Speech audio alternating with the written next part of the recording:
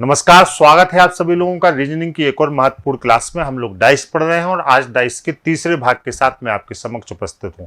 इससे पहले हम लोगों ने दो पार्ट पढ़े। उन दो पार्ट में हम लोगों ने जाना कि one surface common, two surface common और नो सरफेस कॉमन क्या होता है, उनके विपरीत कैसे निकालते हैं, उनके नेचर कैसे होते हैं। अब हम पासे के प्रसार की तरफ बढ़ रहे हैं। पासे के प्रसार में जब हम आते हैं तो हमें सतहों की जानकारी जरूरी है। किसी पासे की जो 6 बराबर सतह होती हैं, उन सतह को हम सतह भी कहते हैं, पृष्ठ भी कहते हैं, फलक भी कहते हैं, सरफेस भी कहते हैं और साइड भी कहते हैं। अलग अलग तरीके से आपको लिखी मिलेगी। अगर हम 6 सतह की बात करें तो उसमें से 6 सतह में से किसी एक सतह को अगर हम ले लें तो प्रत्येक सतह की 4 पड़ोसी सतह होती हैं और एक विपरीत सतह होती है। मान लीजिए A B C D E और एफ एक पासे की 6 सतह है। अगर हम इसमें से किसी एक सतह ए की बात कर लें तो अगर हम ए की बात करते हैं तो मैंने कहा कि एक विपरीत है। अगर ए का विपरीत सी हो गई तो ए के पड़ोसी क्या होंगे, तो अब आप कहेंगे बी होगा, डी होगा, ई होगा और एफ होगा। क्लियर? मतलब प्रत्येक सतह का एक विपरीत होता है। विपरीत को भी अलग अलग नामों से जानते हैं। जब सवाल आपको पेपर में पूछा जाता है तो इंग्लिश में तो इसको अपोजिट सरफेस कहते हैं, प्रतिमुख सतह भी कहते हैं, इसी को आमने सामने की सतह भी कहते हैं, ऊपर नीचे की सतह भी कहते हैं और अलग अलग सतह भी कहते हैं। अलग अलग सतह, क्योंकि ये सतह कभी भी एक दूसरे से जुड़ी हुई नहीं होती। जो 4 पड़ोसी होते हैं इनके भी अलग अलग नाम है। इंग्लिश में हम इनको एडजेसेंट सरफेस कहते हैं, इनको हम संलग्न सतहें भी कहते हैं, इनको हम आसन्न सतह भी कहते हैं, इनको हम एक दूसरे से जुड़ी हुई सतह भी कहते हैं, इनको हम मित्र सतह भी कहते हैं। इन सतहों का एक नेचर है कि जो पड़ोसी है वो कभी भी विपरीत नहीं हो सकता और जो विपरीत है वो कभी भी पड़ोसी नहीं हो सकता। मतलब एक ही नेचर में आपको रहना पड़ेगा कि या तो आप विपरीत हो जाइए और या तो आप पड़ोसी हो जाइए। अगर आप पड़ोसी हैं तो फिर आप कभी भी विपरीत नहीं होंगे और अगर आप विपरीत हैं तो फिर आप कभी भी पड़ोसी नहीं होंगे। तो किसी भी पासे के नेचर के साथ ये चीज आपको देखनी बहुत जरूरी है। सरफेस के बहुत सारे सवाल इसी नेचर से सॉल्व हो जाते हैं कि अगर हम पड़ोसी हैं तो विपरीत नहीं हो सकते और अगर हम विपरीत हैं तो पड़ोसी नहीं हो सकते। अब इसके आगे जब आप बढ़ते हैं तो अभी तक आपने पासे के जिस नेचर को देखा, तो एक पासे की मूल आकृति के बारे में बेटा बात करें तो एक पासे की मूल आकृति कुछ इस प्रकार से होती थी। यह 6 सतहों का एक हरा भरा परिवार था जो सब एक साथ रहते थे, लेकिन आपने अपने स्वार्थ के लिए इन सतहों को अलग कर लिया क्योंकि ये 3D फिगर था। आपको पूरा फिगर दिखता नहीं था और आपको सभी सतहों को देखना था, तो आपने इस आकृति को ऐसे बना के पढ़ लिया कि 6 एक साथ वाली सतहों के परिवार को आपने 3-3 सतह वाले 2 परिवार में तोड़ दिया और इस प्रकार से आप डाइस की 6 सतहों का अध्ययन अभी तक करते हैं। इस पासे से आप आगे बढ़ रहे हैं, लेकिन यह डाइस की मूल आकृति नहीं है। पासे के प्रसार में हमें एक ऐसा पासा चाहिए, एक्सपेंशन ऑफ द डाइस में हमें एक ऐसा पासा चाहिए कि जहां पर हमें पासे की 6 सतह भी दिखाई दे और वो 6 सतह मूल नेचर में एक दूसरे से जुड़ी हो। जैसे ये तो अलग अलग हो गया, तो इसके लिए इस पासे का हमें प्रसार करना पड़ेगा, इस पासे को हमें खोलना पड़ेगा। मतलब हमें एक ऐसा चित्र लेना पड़ेगा जिसका नेचर बिल्कुल बिल्कुल डाइस जैसा हो और वो 6 सतहों में भी हो और वो अलग अलग भी हो। मतलब अलग अलग भी ना हो, वो कंबाइंड नेचर में हो। तो हम इस प्रकार के पासे को अगर बनाए तो हमने पासे की एक आकृति को इस प्रकार से देखा है। इस आकृति को हम यहाँ पे सेट कर सकते हैं। जैसे पासे की इस आकृति को आप देखिए, इसका नेचर हूबहू वही होगा जो पासे की उस आकृति का नेचर है और इसको हम कहते हैं चंदा मामा वाली आकृति, क्योंकि ऊपर की 2 आकृतियों को मैं ऐसे बना देता हूं सबसे अलग, है ना। यह एक पासे की 6 सतह है। कौन कौन सी? अगर मैं यहां पे लिख दूं A B C D E और एफ। लेकिन आपको इस पासे के गुणों को समझना बहुत जरूरी है, तभी हम लोग सवाल लगा पाएंगे। यह एक बंद पासा था, हमने इस बंद पासे को खोल दिया। जब हम इस बंद पासे को खोलते हैं मूलतः, तो यह पासा कुछ इस प्रकार से रिएक्ट करता है। मान लीजिए 4 सतह आपकी एक साथ आ जाती हैं, 1 2 3 4, और 2 सतह आपकी ऐसे आमने सामने आ जाती हैं, इधर आ जाती है और इधर आ जाती है। तो इसी पासे को हमने रोटेट किया और हमने कुछ इस तरीके के नेचर में रख दिया। तो यह पासे की मूल आकृति है, यह भी बिल्कुल पासे की ही तरह रिएक्ट करेगा, है ना, बिल्कुल पासे की ही तरह चलेगा, बशर्ते आपको इसको समझने की जरूरत है। जैसे आइए हम अब इसी पासे से देखते हैं। जैसे मान लीजिए हमने पासे की इस मूल आकृति को कुछ इस प्रकार से बनाया और इस नेचर को हमने समझने की कोशिश की। ध्यान से समझिएगा, यही 5 मिनट पूरे संपूर्ण पासे का बेस है। ये हमने एक आकृति बनाई, इस पर हमने कुछ कंटेंट लिखा, A B C D E और एफ। हमेशा ध्यान रखिए कि जैसे मैंने कहा कि अगर हम लोग किसी सतह के बारे में बात करें पासे की, तो उसके पड़ोसी तो होंगे 4 होंगे किसी एक सतह के, और जो विपरीत होगा वो 1 होगा, विपरीत होगा वो 1 होगा। जैसे हमने कहा कि एक पासे की 6 सतह हैं और हम इन्हीं 6 सतह के बारे में बात कर रहे हैं, A B C D E और एफ। सतह ए का विपरीत हमने सी को माना। अगर सतह ए का विपरीत सी है तो इसके पड़ोसी क्या हो जाएंगे, सी को छोड़कर सब। भाई एक ही हम बात कर रहे हैं, सी विपरीत है तो पड़ोसी क्या होंगे, सी को छोड़कर सब। तो कौन कौन बचा, बी डी ई एफ, तो आपने लिख दिया बी डी ई और एफ। ध्यान से समझिएगा, यदि हमने कहा कि बी का विपरीत डी है, सतह बी की बात करें, बी का विपरीत डी है, तो बी के पड़ोसी क्या होंगे, तो आप कहेंगे पड़ोसी होंगे डी को छोड़कर सब। तो डी को छोड़कर कौन कौन सा बचा, तो बी की बात कर रहे हैं, डी को छोड़ना है, तो बचा ए सी ई एफ, तो आपने लिखा ए सी ई एफ।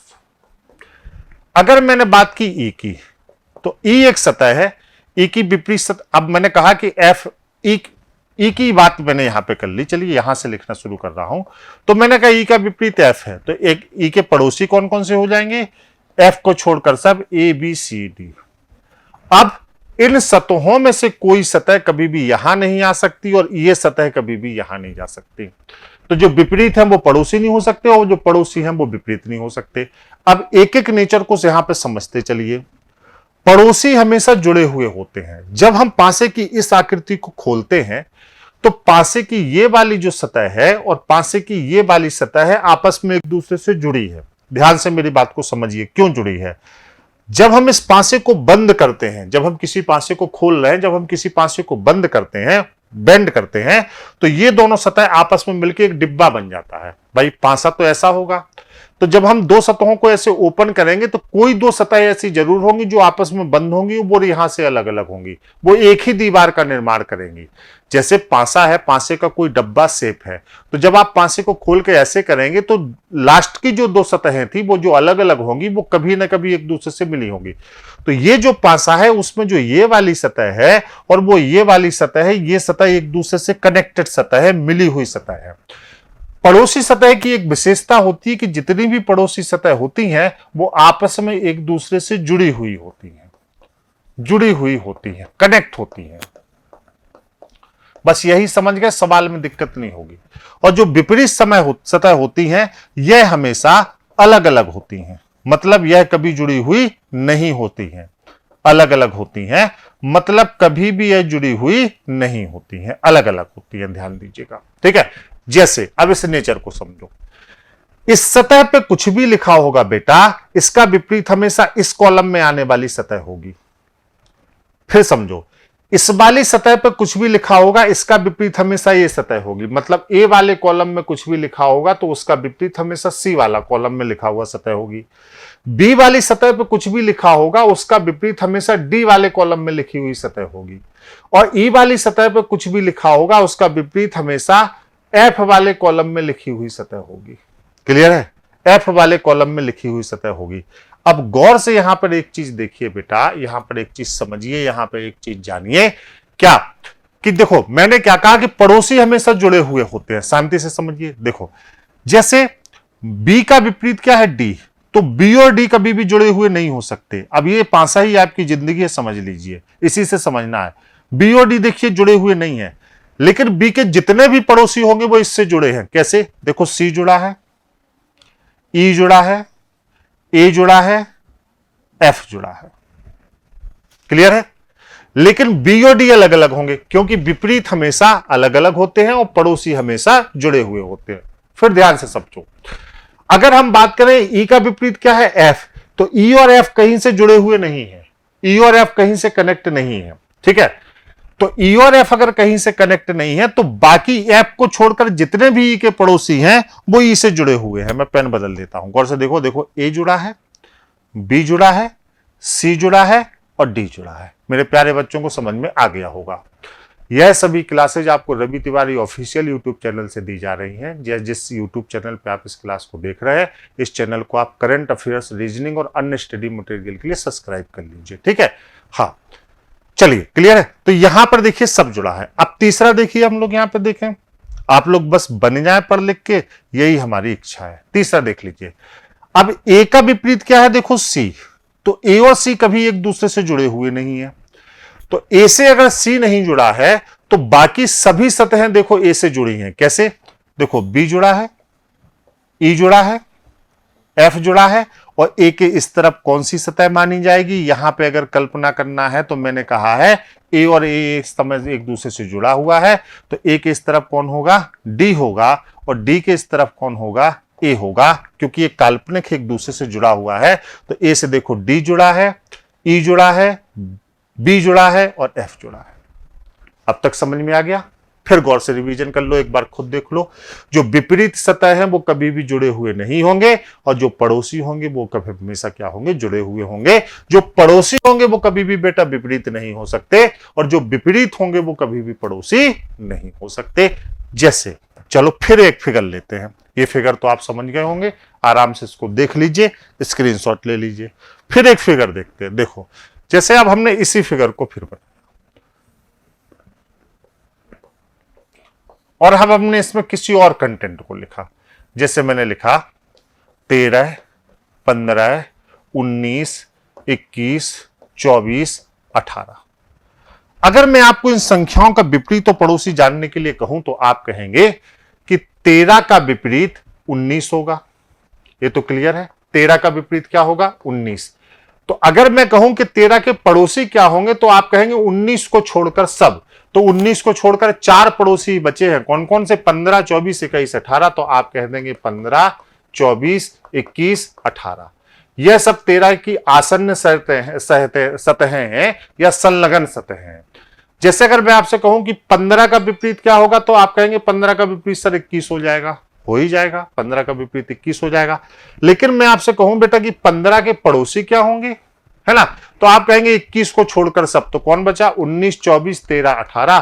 तो तुरंत आप कह देंगे सर 19, 24, 13 और 18, क्योंकि विपरीत को छोड़कर जितने भी बचते हैं वो सब क्या होते हैं? पड़ोसी होते हैं। फिर मैंने अगर आपसे कहा बेटा कि इसके बाद बताओ अगर 24 का विपरीत क्या होगा, तो आप कहेंगे सर 24 का विपरीत 18 होगा। और 24 के पड़ोसी क्या होंगे, तो आप कहेंगे 18 को छोड़कर सब। तो 18 को छोड़कर क्या क्या बच्चा बताओ? इसको छोड़कर 13, 15, 19, 21।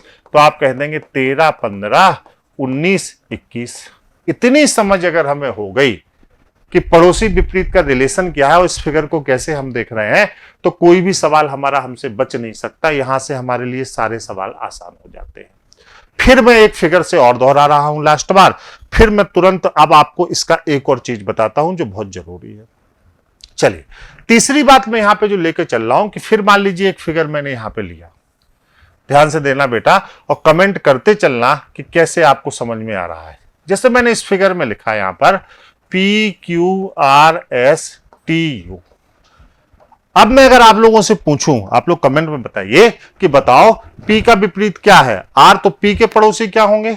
R को छोड़कर सब। तो QTSU। अगर मैंने कहा कि S के पड़ोसी कौन कौन है, तो S का विपरीत क्या है बताओ? Q। तो S के पड़ोसी क्या होंगे?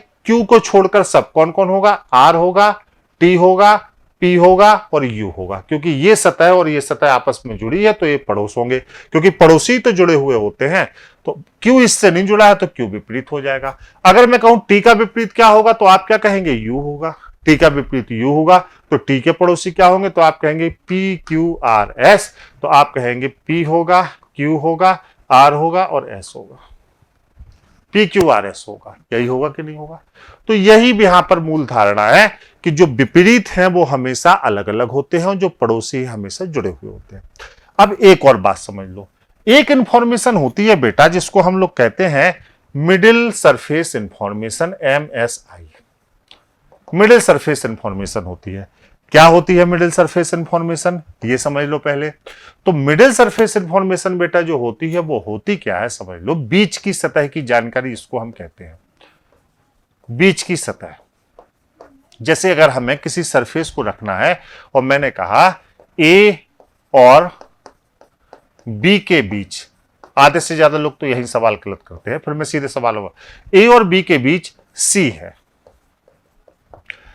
अब इस ए और बी के बीच सी का जो अरेंजमेंट है वो आप कर कैसे कैसे सकते हैं। जैसे एक पासा आपने इस तरीके से बनाया, 1 2 3 4, ठीक है। अब आपने इस पासे में कैसे लिखा, ए और बी के बीच सी है, तो सबसे पहले तो आप ये लिख सकते हैं कि सर ये ए है और ये बी है, इसके बीच में यहां पे भी सी हो सकता है, यहां पे भी सी हो सकता है, यहां पे भी सी हो सकता है और यहां पे भी सी हो सकता है। एक तरीका आपका ये हो सकता है कि आप इस सरफेस को ऐसे भरें, क्योंकि इसी सरफेस में केवल गलती होती है कि सर ये ए है और ये बी है, यहां पे सी हो सकता है, अच्छी बात है। एक तरीका ये है कि आप इसको ऐसे भरें, है ना, कि सर ये ए है और ये जो है बी है और ये सी है। क्लियर है? 3 कंडीशन बताई मैंने। इन तीनों ही कंडीशन में बेटा एक बात समझने की है कि ये फिगर हमेशा आपका अनिश्चित उत्तर देगा, गलत उत्तर देगा, क्योंकि ए और बी के बीच में वास्तव में कौन सी सतह है वो क्लियर नहीं है। जब भी मिडिल सरफेस की इंफॉर्मेशन आए, बीच की सतह की जानकारी आए, तो हमेशा आप उस जानकारी को इस सतह पर भरने की कोशिश करिए। इन 4 क्रमिक सतहों पर जब आप बीच की सतह की जानकारी देंगे, मिडिल सरफेस इंफॉर्मेशन हमेशा इन 4 सतहों पर भरिए, चाहे ऐसे भर दीजिए और चाहे ऐसे भर दीजिए।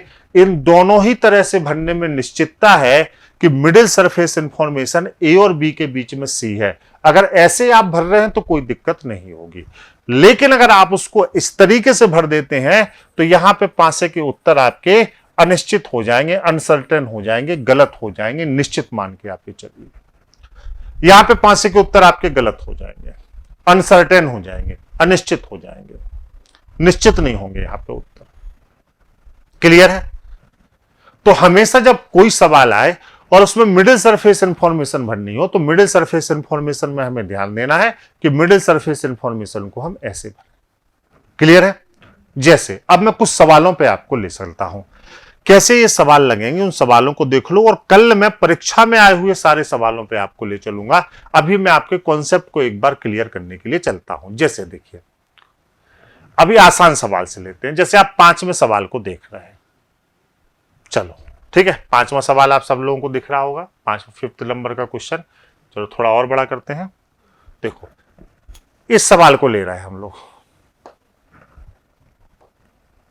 इस सवाल को ले रहे हैं हम लोग, ठीक। क्या लिखा है?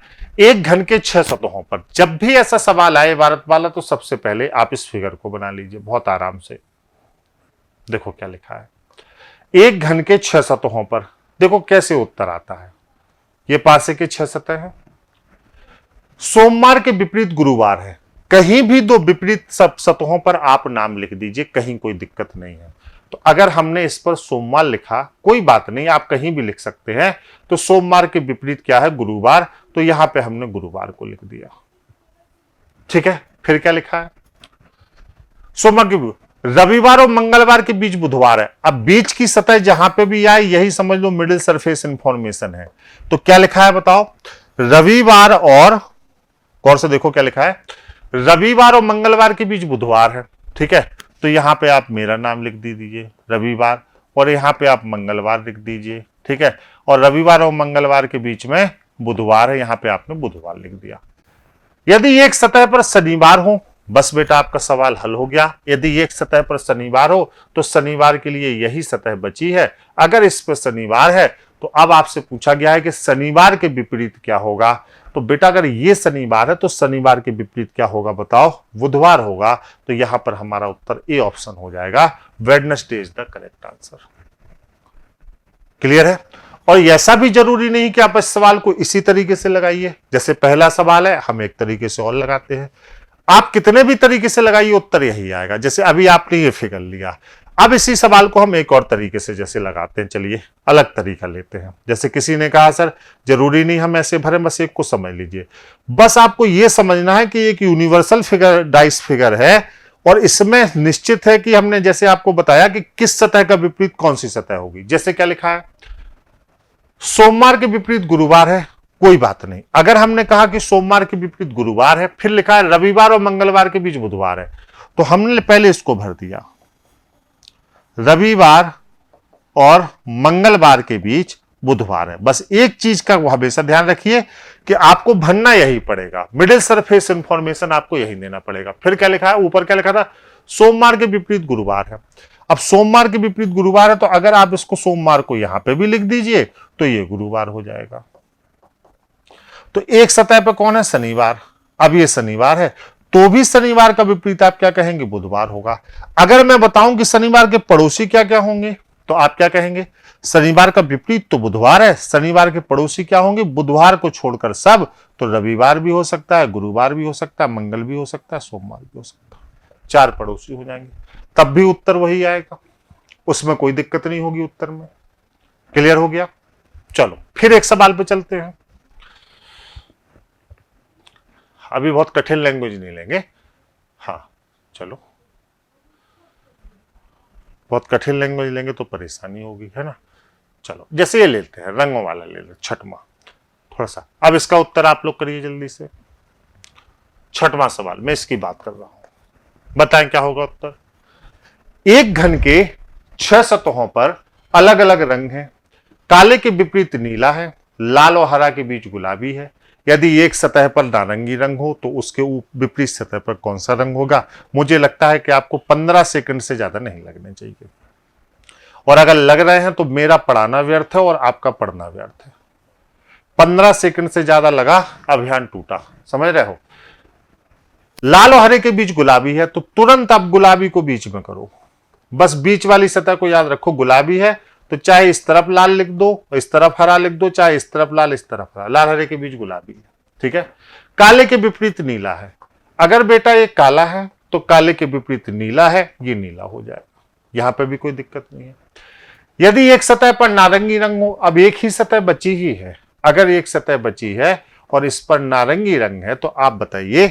अब यहां पर देख लीजिए बेटा, यदि एक सतह पर नारंगी रंग है तो नारंगी का अब क्या पूछा गया है, तो बताओ उसके विपरीत सतह पे क्या होगा। तो अगर ये नारंगी है तो नारंगी का विपरीत क्या होगा, गुलाबी होगा।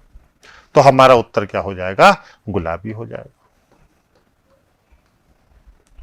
है ना। कभी कभी सवाल और तैयार करके भी हमसे पूछ लिया जाता है, जिसकी लैंग्वेज को काफी इधर उधर घुमा लिया जाता है। जैसे देखो एक सवाल है पीसीएस में पूछा गया, जय और कुमार पड़ोसी नहीं है। अब बेटा अगर पड़ोसी नहीं है तो क्या होंगे भाई, 2 ही ऑप्शन है। मैं आपसे कह रहा हूं कि या तो आप मुझसे प्रेम ही कर लीजिए या तो आप मुझसे दूर ही चले जाइए। मतलब या तो आप मेरे पड़ोसी ही हो जाइए या तो मुझसे अलग ही हो जाइए, 2 ही ऑप्शन है, तीसरा तो ऑप्शन ही नहीं है। तो क्या लिखा है, जय और कुमार पड़ोसी नहीं है, ठीक है। चलो फिर हमने वो पासा बताया। अब पड़ोसी नहीं है तो इसका मतलब क्या हो गया बेटा, विपरीत हो गए, तुरंत समझना है। अगर जय और कुमार पड़ोसी नहीं है तो जय और कुमार क्या हो जाएंगे, विपरीत। तो यहां पर जय हो गया और यहां पर कुमार हो गया, और जय और कुमार एक दूसरे के क्या हो गए, विपरीत, क्योंकि लिखा है पड़ोसी नहीं। ललित एवं नीरज पड़ोसी हैं, चलो ललित एवं नीरज पड़ोसी हैं तो चलो हमने यहां पर पड़ोसी कर दिया। तो ये हमने ललित को बिठाल दिया और ये नीरज को बिठाल दिया, तो ललित और नीरज पड़ोसी हो गए। पड़ोसी हो गए मतलब पड़ोसी एक दूसरे से जुड़े हुए होंगे, अब विपरीत नहीं हो सकते। तो यहां पे हमने पड़ोसी कर दिया कि भाई पड़ोसी हैं तो एक दूसरे से निश्चित रूप से जुड़े होंगे, तो ललित और नीरज पड़ोसी हो गया। लेकिन तारा एवं ललित पड़ोसी नहीं है। अब तारा और ललित पड़ोसी नहीं है तो तारा और ललित क्या हो गए, विपरीत हो गए, पड़ोसी नहीं है। तो तारा एवं ललित पड़ोसी नहीं है, मतलब ललित के विपरीत कौन होगी, तारा। तो तारा यहां पे आ गई। यदि हां तो मानवेंद्र के विपरीत कौन है, इसका मतलब अंतिम सतह पर कौन बैठा है, मानवेंद्र। तो मानवेंद्र के विपरीत कौन होगा, तो आप कह देंगे सर मानवेंद्र के विपरीत हो जाएगा यहां पर नीरज। तो सी ऑप्शन आपका सही हो जाएगा, सी ऑप्शन सही हो जाएगा, नीरज हो जाएगा। क्लियर है, अभी तक सबको समझ में आ गया। अब ऐसा जरूरी नहीं कि हमेशा सवाल हमको इतनी ही आसान लैंग्वेज में मिले। जैसे मैंने आपसे क्या कहा, आपको यह जरूर याद रखना है कि जो पड़ोसी सतह होती है, पड़ोसी के नाम क्या क्या होते हैं। पड़ोसी को हम कहते हैं आसन्न, पड़ोसी को हम कहते हैं संलग्न, पड़ोसी को ही हम कहते हैं एडजेसेंट, ठीक है। पड़ोसी को ही हम कहते हैं एक दूसरे से जुड़े हुए, पड़ोसी को ही हम कहते हैं एक दूसरे की मित्र सतह। तो इन्हीं नामों से आपसे पूछा जाएगा। विपरीत को क्या कहते हैं? प्रतिमुख, क्योंकि लैंग्वेज वेरिएशन बेटा डाइस में बहुत होता है। जैसे कठिन सवालों में चलने से पहले मैं आपको यहां पे एक चीज क्लियर करूं। जैसे चलो अब कुछ ऐसे सवालों पे आते हैं जो हमेशा जो है पेपर में दिए गए। जैसे अब ये चौथा सवाल है, चलिए चौथा नहीं, जैसे आप आइए ये सवाल, चलो अब जैसे देखो बेटा ये सवाल था, ये सवाल अगर आप लोगों में से किसी ने आईएएस प्रीलिम्स का पेपर देखा हो, मेरे ख्याल में 15 या 16 के पेपर का ये सवाल है और बड़ा बढ़िया सवाल था। आप लोग थोड़ा सा दिमाग लगाइए, मैं 10 सेकंड का समय देता हूं फिर आपको बताता हूं। और इससे कठिन सवाल आपकी परीक्षा में भी नहीं आएगा, अगर डाइस का आया तो बिल्कुल बेफिक्र रहिए। लिखा है एक घन के 6 पृष्ठ हैं, कोई बात नहीं, सभी पृष्ठ अलग अलग रंगों के हैं, ठीक है। लाल पृष्ठ काले के विपरीत है, अच्छी बात है। हरा पृष्ठ लाल और काले के बीच में है।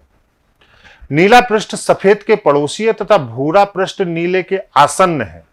आसन्न का मतलब भी पड़ोसी ही होता है, कोई ऐसी बात नहीं है जो आपको नहीं आती हो, इसका मतलब भी पड़ोसी ही होता है। तो देखो क्या क्या लिखा है, एक घन के 6 पृष्ठ अलग अलग रंगों के हैं, लाल पृष्ठ काले के विपरीत है। तो सबसे पहले तो हमारा उत्तरदायित्व है भाई कि हम पासे की उस आकृति को तुरंत बना लें। हमने एक पासा खींचा, केवल परीक्षाओं में आए हुए सवालों से ही समझिए, है ना। कल मैं आपको जो सवाल कराऊंगा वो सब यूपी ट्रिपल एससी के कराऊंगा जिन्होंने डाइस के पूछे हैं बड़ी से छोटी परीक्षाओं में। सबसे पहले ये देख लीजिए, लिखा है बेटा कि लाल पृष्ठ काले पृष्ठ के विपरीत है। तो ये इंफॉर्मेशन तो क्लियर है कि लाल काले के विपरीत है, तो यहां पे हमने लिख दिया लाल विपरीत है काले की, तो यहां पे लाल लिख दिया और यहां पे काला लिख दिया, ठीक है। हाँ, एक भी क्लास पुरानी नहीं है, सारी क्लास एक दिन पहले रिकॉर्ड करता हूं। आज टीचर्स डे है, आप सभी लोगों को टीचर्स डे की शुभकामनाएं, शिक्षक दिवस की शुभकामनाएं। और आज के दिन मैं कल की क्लास रिकॉर्ड कर रहा हूं, कोई पुरानी क्लास आपको नहीं दूंगा, तुरंत रिकॉर्ड करूंगा तुरंत दूंगा, क्योंकि रिकॉर्डिंग में पढ़ाई लिखाई आपकी बेहतर होती है, यहां कमेंट का दबाव नहीं होता है, ठीक है। तो बिल्कुल इसीलिए पहले ही रिकॉर्ड कर देता हूं कि आप रिलैक्स 7 बजे आराम से अपनी क्लास करें और ज्यादा से ज्यादा सीखें, क्योंकि यहां पर उद्देश्य है कि कंसंट्रेट होकर आप ज्यादा से ज्यादा सीख सकें, वही उद्देश्य है। तो लाल के विपरीत काला है। अब लिखा है हरा पृष्ठ लाल और काले के बीच में है। अब देखो ये इंफॉर्मेशन गलत हो गई, अगर हरा पृष्ठ लाल और काले के बीच में है तो हमें इसको साफ करना पड़ेगा, क्योंकि हम लोगों ने तय किया है कि मिडिल सरफेस इंफॉर्मेशन को हम लोग यहां पर नहीं लिखेंगे। तो क्या लिखा है, हरा पृष्ठ लाल और काले के बीच में है, तो ये हरा पृष्ठ है। ये किसके बीच में है, लाल और काले के, तो ये लाल हो गया और ये काला हो गया, ठीक है। अब आ गया, और लाल और काला एक दूसरे के विपरीत है। फिर लिखा है नीला पृष्ठ सफेद के पड़ोसी है तथा भूरा पृष्ठ नीले के आसन्न है। तो देखो नीला जो है भूरा के भी पड़ोसी है और नीला सफेद का भी पड़ोसी है। तो अब हमें नीले को ऐसे रखना है कि यहां पे अगर हमने नीला रख दिया, ठीक है, तो हम ऊपर सफेद रख दें, तो देखो क्या हो जाएगा, नीला पृष्ठ सफेद के पड़ोसी है तो ये पड़ोसी हो गया, और भूरे के आसन्न है तो ये भूरा हो गया। और आसन्न का मतलब भी क्या होता है, पड़ोसी। थोड़ा सा लैंग्वेज में बस घुमा पाएगा, इससे ज्यादा घुमाने की कोई बात ही नहीं है कि आपको घुमा पाएगा, ठीक है। तो यहां पे क्लियर हो गया। देखो अब पूछा क्या है, तो हरे पृष्ठ के आसन्न 4 रंग कौन से हैं। आसन्न का मतलब होता है पड़ोसी। बस लैंग्वेज से अगर आप मात नहीं खा रहे हैं तो डाइस एकदम समझ लीजिए कि गेम की तरह है, पजल की तरह है। तो आपसे पूछा है हरे का पड़ोसी, तो हरे का जो पड़ोसी होगा, तो हरे का विपरीत क्या है बताओ, नीला। तो हरे का जो पड़ोसी होगा वो कौन सा होगा, नीले को छोड़कर सब होंगे। तो नीले को छोड़कर कौन कौन सा बचा बताओ, तो एक बचा आपका सफेद, दूसरा बचा आपका काला, तीसरा बचा आपका भूरा और चौथा बचा आपका लाल। सफेद काला भूरा और लाल, 4 बचे ना, सफेद काला भूरा और लाल। पड़ोसी क्या होता है, विपरीत को छोड़कर सर, तो किस में है, तो पहले वाले ऑप्शन में है, लाल काला भूरा और सफेद। तो ए ऑप्शन हमारा सही हो जाएगा, ए ऑप्शन हमारा सही हो जाएगा। क्लियर है बेटा, समझ में आ रहा है सब, कोई दिक्कत तो नहीं है। नीचे कमेंट में जरूर बता दीजिएगा कि क्या स्थिति है, कैसे लग रहा है, अच्छे से तैयारी हो रही है, ठीक है। चलो अब जैसे कोई आकृति अरेंज करने के लिए हमें आ गई, आराम से देखते चलिए हम इससे कितने तरीके के सवालों को लगा सकते हैं, एक एक करके सब बता रहा हूं। देखो अब जैसे ये सवाल आपसे पूछा गया, हालांकि ये सवाल अभी मैं आपको रिक्त स्थानों में भी पढ़ाऊंगा, लेकिन इस सवाल का भी आंसर आप बहुत आसानी से कर सकते हैं अगर आपके पास बुद्धि है तो, क्योंकि आपको सतह समझ में आ गई। क्या लिखा है, एक पासे की 3 आकृतियां दी गई हैं, ए और बी की जगह जो संभावित अंक है वो आपको बताना है। मैंने आपको कहा है कि जब भी आपको पासे की आकृतियां 2 से ज्यादा दी गई हो तो हमेशा ऐसी 2 आकृतियों को चुनिए जो वन सरफेस कॉमन हो। इन दोनों पासे में अगर हम वन सरफेस कॉमन को देखें तो पहला और दूसरा डाइस वन सरफेस कॉमन है, हमें ए और बी की जगह निकालनी है। ठीक है, मतलब 5 का पड़ोसी है ए और बी। तो यहां पे देखो क्या है, बताओ कॉमन सरफेस क्या है दोनों में, 1 कॉमन है। ठीक, निकाल लेते हैं विपरीत। पहले वाले में जब क्लॉकवाइज घूमेंगे तो क्या होगा बेटा बताओ, पहले वाले में क्लॉकवाइज घूमे तो क्या होगा, 1 होगा, 4 होगा, 6 होगा। दूसरे वाले में घूमेंगे तो क्या होगा, 1 होगा, 3 होगा, 2 होगा, और 1 का विपरीत क्या होगा यहाँ पे, 5, है ना। अब गौर से देखो, वैसे इस सवाल को लगाया जाए तो अगर हम फिल इन द ब्लैंक्स से इसको लगाएं, अभी मैं आपको बताऊंगा फिल इन द ब्लैंक्स, तो 1 पेज का नियम होगा आपका इसको लगाने का। लेकिन यहां पर ये सवाल आप थोड़े से कॉमन सेंस के साथ लगा सकते हैं, ऑप्शन से चेक करके। कैसे, अब 5 का विपरीत बेटा 1 है, सोचो, है ना। अब 5 का विपरीत अगर 1 है तो इसका मतलब है कि 5 और 1 अगर एक दूसरे के विपरीत है बेटा, तो किसी भी कीमत पर यह एक दूसरे के पड़ोसी नहीं हो सकते। अगर ये एक दूसरे के विपरीत हैं तो एक दूसरे के पड़ोसी नहीं हो सकते, किसी भी कीमत पे नहीं हो सकते, है ना। अब देखो यहां पर 5 के पास में अंक भरना है तो चाहे हम बी को भरें और चाहे ए को भरें, ये दोनों ए और बी 5 से जुड़े हुए होंगे, मतलब बी पर भी जो अंक आएगा वो 5 का पड़ोसी होगा, और ए पर भी जो अंक आएगा वो 5 का पड़ोसी होगा, क्योंकि आपस में जुड़ी हुई सतहें होती हैं। तो जुड़ी हुई जो सतहें होती हैं वो क्या होती हैं, विपरीत होती हैं, और विपरीत कभी भी एक साथ नहीं हो सकते, जुड़े हुए नहीं हो सकते। तो गौर से देखो, अगर 5 का विपरीत ए और बी है तो ना तो ए का मान 1 हो सकता है, ना ही बी का मान 1 हो सकता है, और नीचे देखो बी वाले विकल्प में भी 1 है, सी वाले विकल्प में भी 1 है, और डी वाले विकल्प में भी 1 है। इसका मतलब है बी, सी और डी आपका उत्तर नहीं होगा। तो आपका उत्तर यहीं से क्लियर होगा, या तो 2 होगा या तो 3 होगा। आसानी से निकल गया, 2 होगा या 3 होगा। कैसे निकल गया, क्योंकि विपरीत कभी भी पड़ोसी नहीं हो सकते, और पड़ोसी कभी भी विपरीत नहीं हो सकते। तो सवालों पर केवल हमें एक नजर डालनी है, केवल हम एक नजर डाल लें तो सवाल हमारे तुरंत हल हो जाएंगे। कल मैं और भी सवाल आपको कराऊंगा, पहले आज इसको क्लियर कर देते हैं। देखो आज वाले पासे को क्लियर करते हैं पहले। जैसे देखो, यह सवाल करने के लिए थोड़ा सा समय चाहिए, अभी रुकते हैं, पहले बेसिक डाइस को क्लियर करते हैं। लॉजिकल में अभी हम लोग चल रहे हैं तो लॉजिकल के बेसिक को। अब जैसे यह एक पासा है तो इसको कहते हैं पासित का प्रसारित चित्र, प्रसारित चित्र कहते हैं पासित का, एक्सपेंशन डाइस है, या इसको हम कहते हैं खुला पासा, खुला पासा। ठीक है, यह जो आकृतियां इसको हम कहते हैं बंद पासा, या पासे का बंद चित्र इसको हम लोग कहते हैं। क्लियर है, खुला पासा या तो बंद पासा। गौर से देख लो बेटा, यहां पर इससे हमने क्या विकल्प निकाला कि एफ का विपरीत बी होगा, बी का विपरीत एफ होगा। भाई हम चाहे ऐसे कर दें डाइस, चाहे ऐसे। ई का विपरीत सी होगा, ई का विपरीत सी होगा, सी का विपरीत ई होगा, ए का विपरीत डी होगा, डी का विपरीत ए होगा, यही होगा। अब जो विपरीत है वो कभी भी पड़ोसी नहीं हो सकते। अब इसी पासे को बंद करके ये पासे बनाए गए हैं, ध्यान देना। तो अगर इसी को बंद करके ये पासा बनाएंगे तो जो ये मूल पासे के गुण हैं, ये मूल पासे का गुण ये वाला पासा भी छोड़ेगा नहीं। अब यहां पे गौर से देखो, यहां पर तो एफ और बी एक दूसरे के अपोजिट हैं, लेकिन यहां पर एफ और बी एक दूसरे के पड़ोसी बैठे हैं। ये दोगलापन नहीं चलेगा भाई, इसलिए ये आकृति नहीं हो सकती। क्लियर है, यहां पर देखो, यहां पर ई और सी एक दूसरे के विपरीत हैं, लेकिन यहां पर ई और सी एक दूसरे के पड़ोस में बैठे हैं, ये दोगलापन भी नहीं चलेगा। अगर विपरीत है तो वो सब जगह विपरीत होने चाहिए। यहां पर देखो, यहां पर ए और डी एक दूसरे के विपरीत हैं, यहां पर पड़ोस में बैठे हैं, इसलिए ये दोगलापन नहीं चलेगा, है ना। अब यहां पर बैठो बेटा, एफ जो है ना, एफ का विपरीत क्या होता है, बी। एफ का विपरीत अगर बी है तो बी कहीं भी एफ के पड़ोस में नहीं हो सकता, वो अलग होगा, बाहर होगा, क्योंकि विपरीत पड़ोसी हो ही नहीं सकता।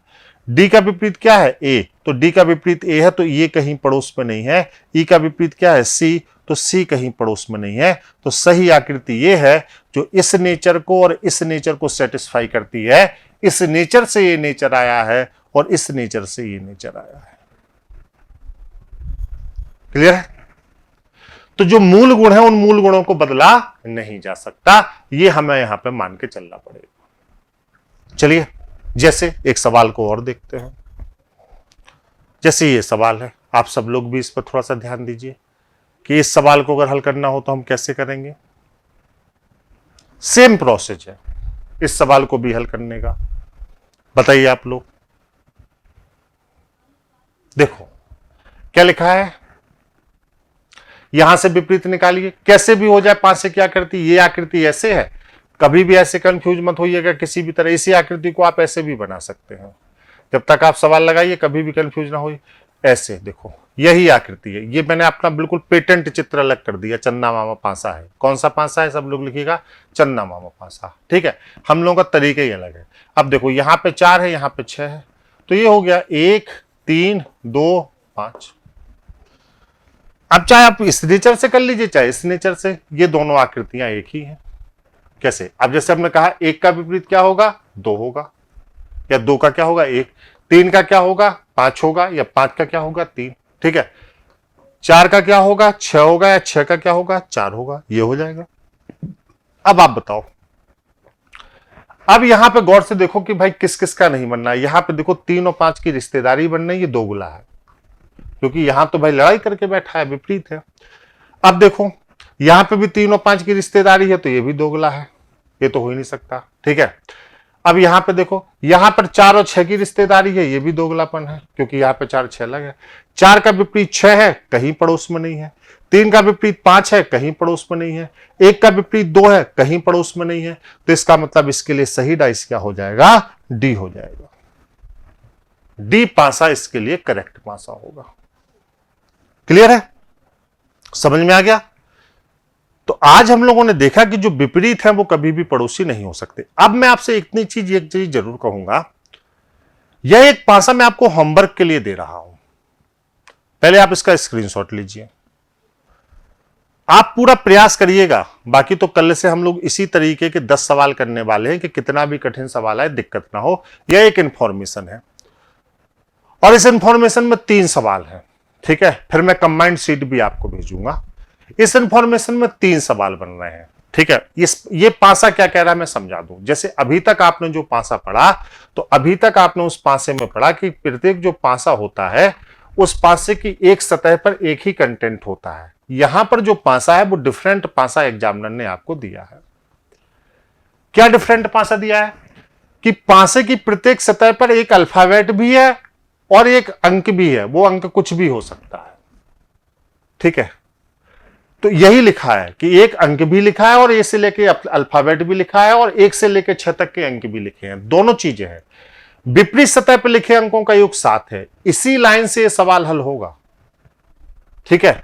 तो मैं आपको यह सवाल होमवर्क में दे रहा हूं, जितनी समझ बनी हो पूरा प्रयास करना, नहीं तो कल मैं इसी सवाल से आपकी शुरुआत करूंगा। 3 प्रश्न है इसमें बेटा, इस सवाल में 3 प्रश्न है। अभी तक इसका स्क्रीनशॉट भी आप ले चुके होंगे बहुत अच्छे से। इस सवाल में 3 प्रश्न है, ये देखो। इन 3 प्रश्नों के उत्तर आपको देने हैं, तीनों के ऑप्शन भी दिए गए हैं, इनका भी स्क्रीनशॉट आप ले सकते हैं। इन 3 प्रश्नों के उत्तर आपको देने हैं और जो है इन तीनों का स्क्रीनशॉट भी आप आराम से ले सकते हैं, ठीक है। कल से कक्षाएं थोड़ी सी लंबी होंगी, है ना। तो मैं कोशिश करूंगा कि किसी टॉपिक को कल से 2 या 3 कक्षाओं में ही एक टॉपिक को खत्म कर दूं और 1 से सवा घंटे की एक क्लास रखूं। तो आज हमने पासे के प्रसार के बारे में जाना। कल यूपी SSSC के सभी सवाल जो पासे के प्रसार पर आए हैं, फिल इन द ब्लैंक्स पर आए हैं, तो कोशिश करूंगा कि कल की क्लास डाइस की लास्ट क्लास हो, कल मैं डाइस को 1-1.25 घंटे भी लेना पड़े तो पूरी तरीके से समाप्त कर दूं और फिर मैं आपका लाइव डाउट सेशन ले लूंगा डाइस का। कैसी लग रही क्लास जरूर बताइएगा। आज मेरी तरफ से इतना ही। Thank you so much, love you all, नमस्कार।